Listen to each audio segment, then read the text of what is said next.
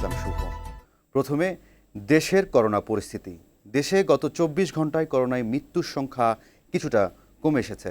একদিনে মারা গেছে আরও ৫৭ জন। নতুন করে করোনা শনাক্ত হয়েছে ২,১৭৭ জন। এ নিয়ে সব মিলিয়ে দেশে করোনা আক্রান্ত হলো ৭,৫৯,১৩২ জন। তাদের মধ্যে সুস্থ হয়েছে ৬,৮১,৪২৬ জন। সব শেষ হিসেব অনুযায়ী দেশে করোনায় আক্রান্ত হয়ে মারা গেছে মোট ১১,৪৫০ জন। স্বাস্থ্য অধিদপ্তরের বিজ্ঞপ্তিতে এসব তথ্য জানানো হয়েছে।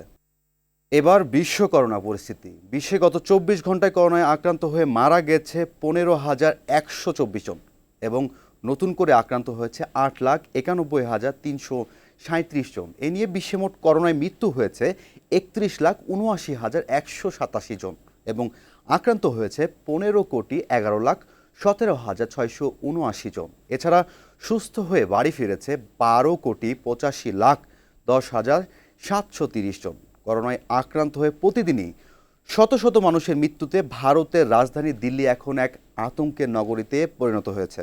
একদিনে করোনায় আক্রান্ত হয়েছে ৩,৮৬,৮৮৮ জন এবং মারা গেছেন ৩,৫০১ জন। এ নিয়ে সর্বমোট আক্রান্ত হয়েছে ১,৮৭,৫৪,৯৮৪ জন এবং মারা গেছে ২,০৮,৩১৩ জন।